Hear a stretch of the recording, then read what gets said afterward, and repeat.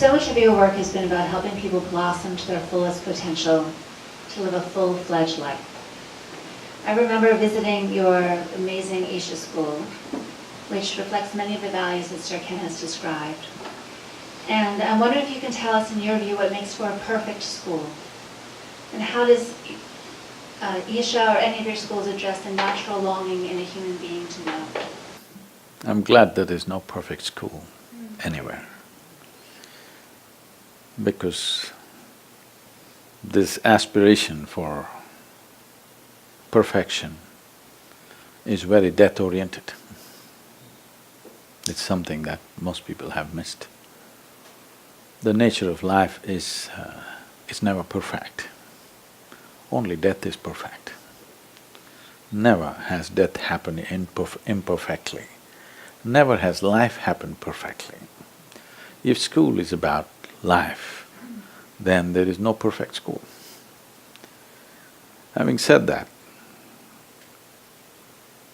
as someone said, not him, somebody, from England. No, I'm seeing him as a representation of England. Someone said that education is a necessary evil. It is a necessary evil because there is a resident evil in the world.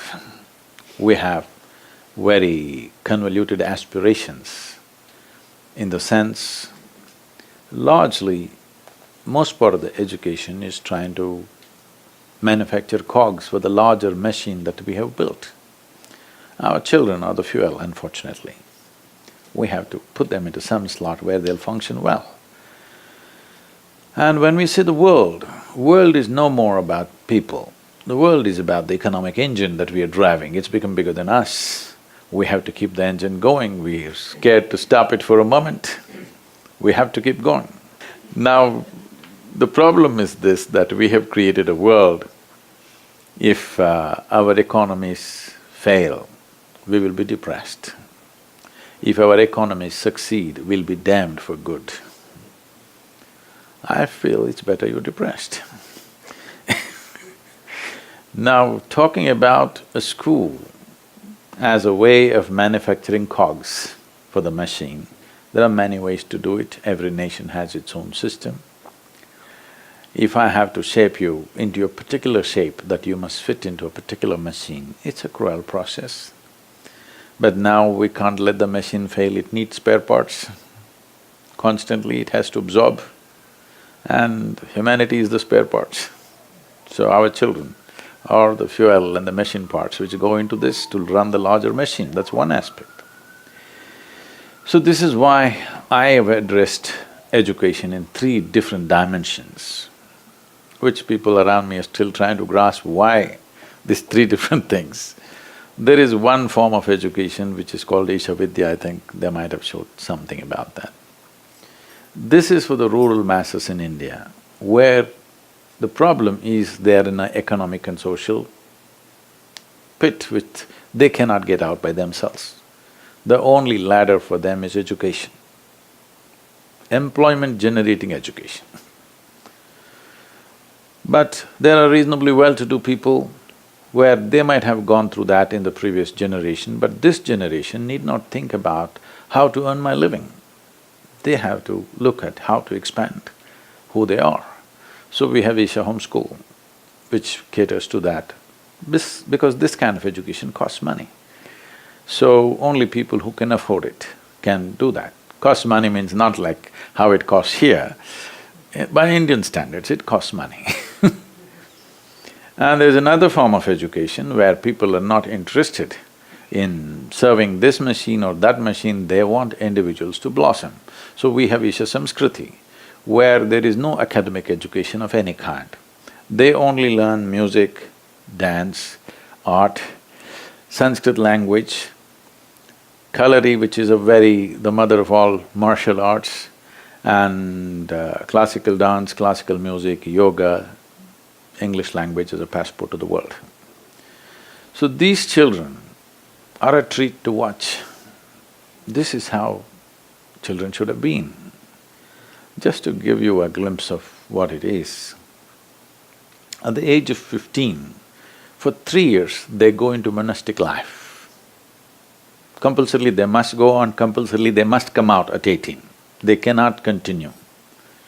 They'll take a monastic life for 3 years, but after 3 years they cannot continue, they have to discontinue that and get back to normal life. This is for discipline and focus. So I was to initiate these 15-year-olds and these 60 days they are going through from morning 3:30 to 9 in the evening. They are going through almost 8 hours of meditation, varieties of sadhana, completely silent for 60 days. 15-year-old kids, totally silent. So I want to… just another 5 days left for the initiation, I want to see how they are, and I go there at 3:30 in the morning to see them. All these kids are just sitting like this, unmoving. I just looked at them and they were literally glowing. I sat there and wept because I have never seen children like this in my life. Definitely I was not like this when I was 15. I was nowhere near what they are today. But you can't make the entire world like that. This is an ideal to work towards. The idea of this kind of schooling is just to develop human body and human brain without any intention. Without any intention as to what they should become. They can become whatever they want. Only thing is, human body and human mind should grow to its fullest capability, and attention is the main thing. An indiscriminate and unprejudiced attention is what we're trying to evolve in the children, that they learn to pay attention to everything the same way, that you don't divide the world as something as good and something as bad, something high, something low, something divine, something devil, something filthy, something sacred. No, you learn to pay the same attention to everything. This is the fundamental of this form of education. What will they do? What will they do is the aspiration. So I guaranteed them one thing, 12 years, if you enter the school, the commitment is for 12 years. You have to, 6 if you come, 18 if you can leave. So they asked me, what will the children do? I said, one thing I'll assure you, we will not give you a certificate in the end. They said, Sadhguru, what? I said, did anybody ask me what is my certification? Only in the American embassy they asked me. When I… almost 20 years ago or 18 years ago, when I went to apply for the visa to come to United States, the Consul General wanted to meet me, she was a lady.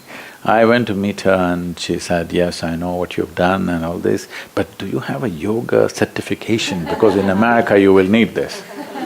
I said, if I had asked for a certification from my guru, he would have killed me, so I don't have. So I said, no certification, because doors in the world may open little slowly for you, but when they open, they stay open. Not because of qualification, but by competence you open doors.